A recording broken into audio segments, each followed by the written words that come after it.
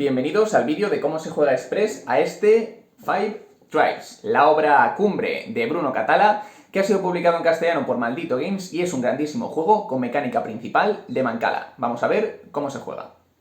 Para preparar la partida cogemos las 30 losetas de territorio, las barajamos y las colocamos formando una cuadrícula de 6 por 5. Después de ello cogeremos todos los meeples, los meteremos dentro de la bolsa de tela negra, los barajaremos e iremos colocando 3 meeples en cada una de las losetas del juego hasta haber colocado todos los meeples en las losetas.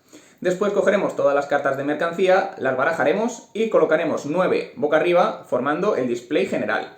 En estas cartas podremos encontrar fakires y podremos encontrar mercancías. También tendremos que hacer lo mismo con los genios, los barajamos y revelaremos 3 para colocarlos en la reserva. Después cogeremos todas las monedas, las repartiremos en la reserva de monedas de 1 y monedas de 5 y repartiremos exactamente 50 monedas a cada jugador, además de sus camellos. En partidas de 3 y 4 jugadores cada jugador dispondrá de 8 camellos. Después colocaremos el tablero de la puja de orden de turno y el tablero de orden de turno. Elegiremos al azar qué jugador será el primero, segundo, tercero, etc. y los colocaremos en la posición 1, 2 y 3 de este tablero. Y por último haremos una reserva con los palacios y las palmeras. Después de esto estaría terminada la preparación de la partida y podríamos empezar a jugar.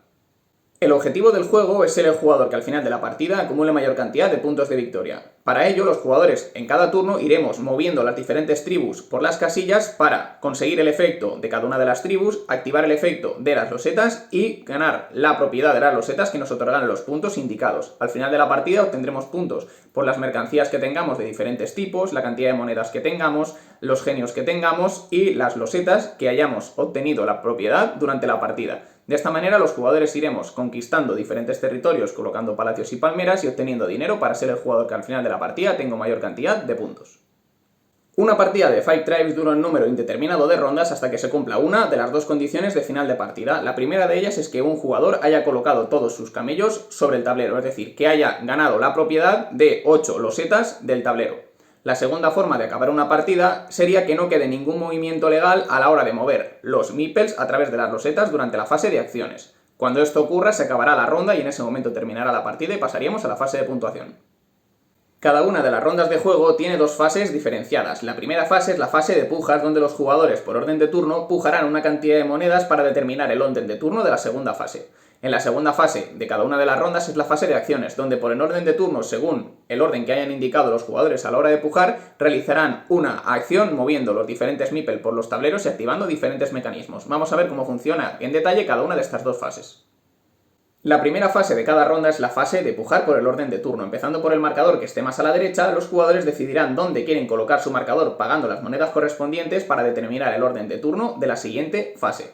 Un jugador podrá pagar 0, 1, 3, 5, 8, 12 o 18 monedas para ser primero, segundo, tercero o cuarto según lo que elijan el resto de jugadores. Destacar que las monedas son puntos al final de la partida, por lo que si un jugador está pujando 8 monedas para ser el primero, habrá perdido 8 puntos de victoria, así que lo normal es que haya visto una jugada muy buena y quiera ser el primero para poder ejecutarla. Un jugador cogerá el marcador, lo colocará donde quiera, imaginemos que quiere apostar 1, pues pagará una moneda a la reserva. Destacar que las monedas son de 5 y 1, pero el reverso es igual en ambas monedas, por lo que el dinero de cada jugador estará oculto. Si colocamos las monedas boca abajo, los jugadores no sabrán si la pila de monedas es de 5 o de 1, etc. Por lo que el dinero es oculto en este juego.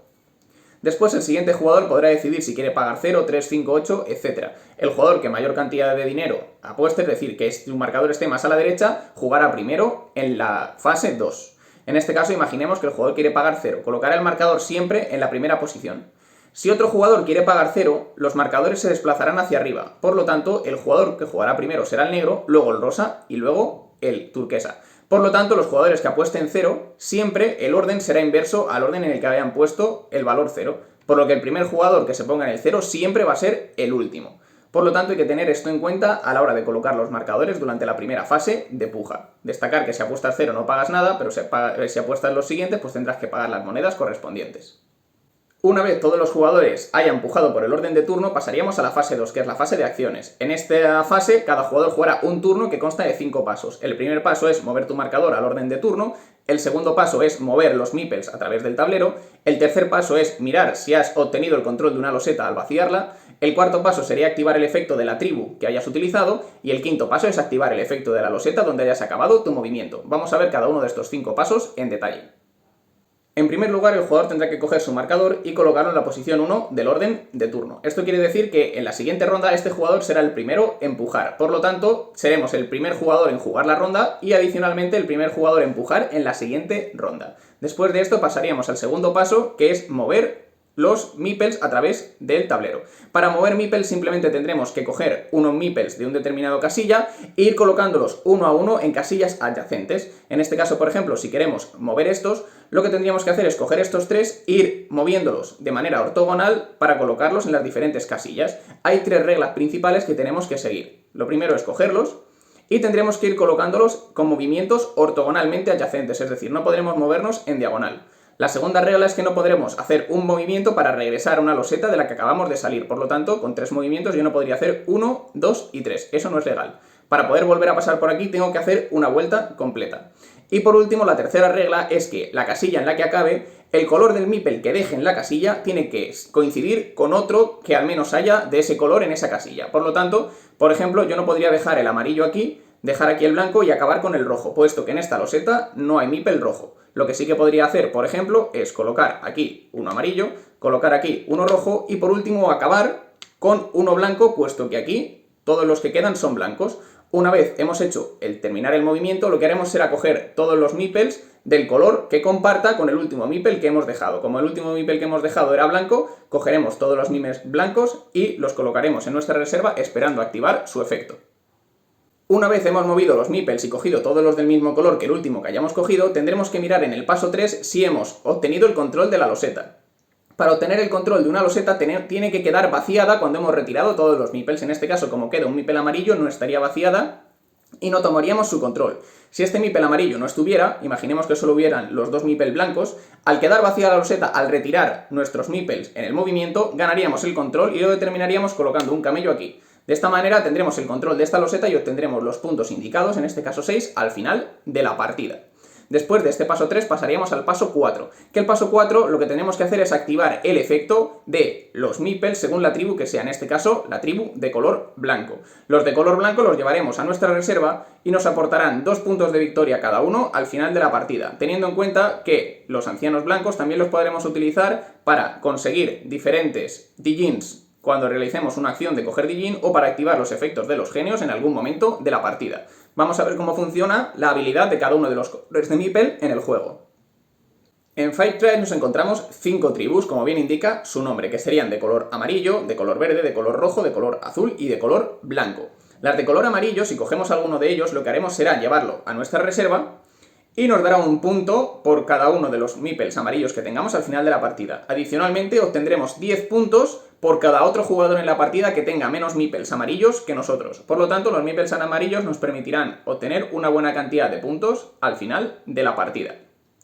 Los de color verde son los mercaderes. Los mercaderes nos permitirán coger tantas cartas del mercado, empezando por las que estén más a la izquierda, según la cantidad de verdes que hayamos cogido. Si hemos cogido, por ejemplo, 2 meeples verdes, podremos coger las 2 primeras cartas de mercancía y llevarlas a nuestra zona de juego. Estas mercancías son de 2 tipos, pueden ser mercancías al uso o ser fakires. Los fakires nos servirán para poder obtener genios en algunas de las losetas o para activar las habilidades de algunos de los genios. Las mercancías vienen con un número de gemas aquí abajo que nos indicará la cantidad de veces repetida que está esta mercancía en la baraja. Podremos vender al final de nuestro turno cualquier cantidad de mercancías distintas por una cantidad de monedas significativa. Por lo tanto, tendremos que intentar hacer sets de mercancías distintas durante la partida. Todo esto lo dejaremos en nuestra reserva boca abajo para que el resto de jugadores no las vean. Destacar que aunque cojamos cartas de la zona revelada de cartas de mercancía, no se reponen hasta el final del turno. Los meeples azules nos permitirán obtener monedas y obtendremos tantas monedas según la cantidad de meeples azules que hayamos cogido en el movimiento multiplicado por la cantidad de losetas azules adyacentes o, contando la misma loseta, de la que hemos cogido los meeples. En este caso, por ejemplo, imaginemos que cogemos estos 2 meeples al retirarlos, tendríamos 2 por 1, 2, 3 y 4 losetas azules, por lo tanto, 2 por 4, 8, tendríamos 8 monedas. Hay que destacar que podríamos gastar cualquier cantidad de fakires para aumentar la cantidad de meeples azules. Por lo tanto, si yo desgastase este fakir, tendría 3 por 4, 12 monedas y obtendría las 12 monedas de la reserva. Para esto sirven los meeples azules. Y por último nos quedaría explicar la tribu de meeples rojos. Los meeples rojos nos permiten asesinar a un meeple que esté a una distancia según la cantidad de meeples rojos que hayamos cogido, y también nos permitirá asesinar un meeple que haya en la reserva de otro jugador. Por ejemplo, si cogiésemos estos dos, lo que nos permitiría es asesinar un meeple que esté a 2 casillas de distancia, o una, porque tenemos 2 meeples. Podríamos asesinar, por ejemplo, este de aquí, o podríamos asesinar uno de cualquiera de las reservas de los otros jugadores. La gracia es que si asesinamos un meeple que esté solo en una loseta, al quedar vacía, obtendremos la propiedad de esa loseta. O podremos eliminar un meeple de otro jugador para que no tenga puntos al final de la partida. Todos los meeples que se retiran, que no se quedan en reserva, que son los meeples azules, los verdes, los rojos o cualquiera que asesinemos, irán de nuevo a la bolsa negra y se podrán colocar en el tablero según indiquen algunas de las reglas del juego de algunos de los genios.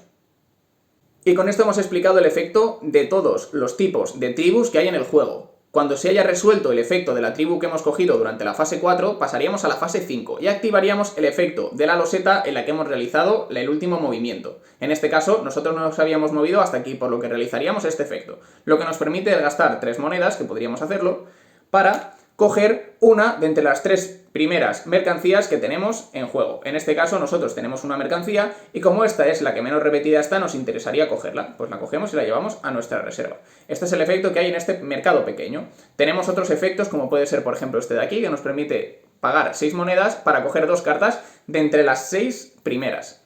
También tenemos efectos como este que harán que tengamos obligatoriamente, por eso tienen la flecha roja, que colocar una palmera en ese territorio. Las palmeras otorgan 3 puntos al jugador que tenga su propiedad al final de la partida. Lo mismo ocurre con los palacios. Si activamos un efecto de una loseta que tenga palacio, estaremos obligados a colocar un palacio y esto dará 5 puntos al propietario de esa loseta al final de la partida.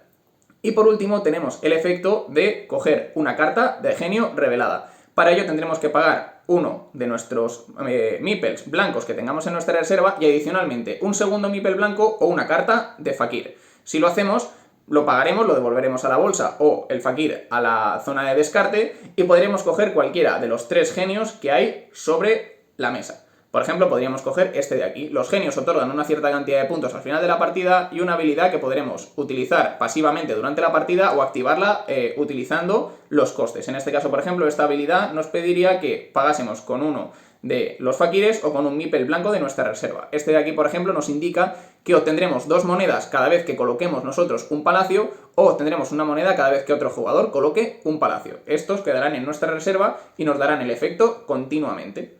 Destacar que tampoco repondremos los genios cuando se cogen, solo se reponen al final de la ronda.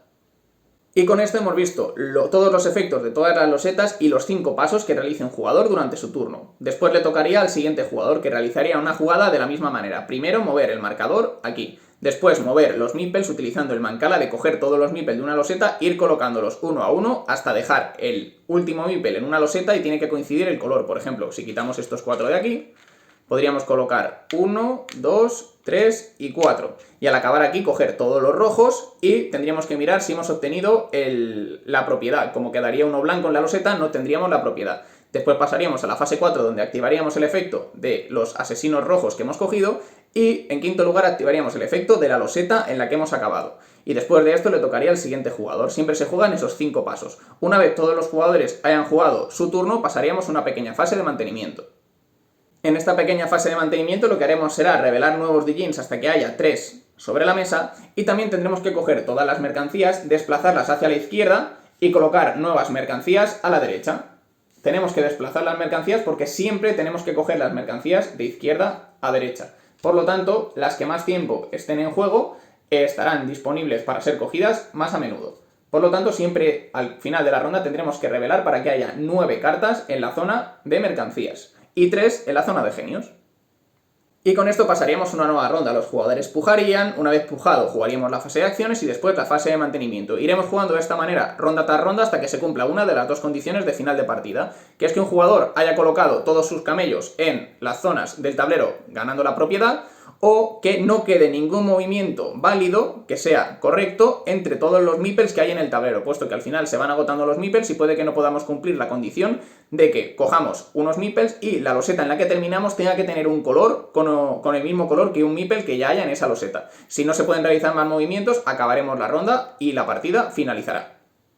Una vez la partida haya finalizado, pasaríamos a la fase de puntuación. Los jugadores apuntarán puntos según la cantidad de monedas que les queden en la reserva, un punto por cada meeple amarillo y 10 puntos por cada jugador que tenga menor cantidad de meeples amarillos que ellos, 2 puntos por cada meeple blanco, la puntuación en los genios que hayan conseguido, la puntuación de las losetas donde tengan un camello, la puntuación de las palmeras en las que ellos tengan propiedad, la puntuación de los palacios en los que ellos tengan la propiedad y por último podrán vender las mercancías que tengan. Destacar que estas mercancías se pueden vender al final de nuestro turno en cualquier momento. Según la cantidad de mercancías distintas que vendamos nos darán más o menos monedas que vienen indicadas en la hoja de referencia. Para que veáis un ejemplo, 2 mercancías distintas dan 3 puntos, 4 distintas dan 13 o 7 distintas dan 40. Y estas monedas que conseguiremos podremos utilizarlas para pujar en turnos posteriores. Al final de la partida podremos vender todos los sets de mercancías distintas que tengamos y después de haber hecho todo esto, el jugador que acumule mayor cantidad de puntos será el ganador de este Five Tribes.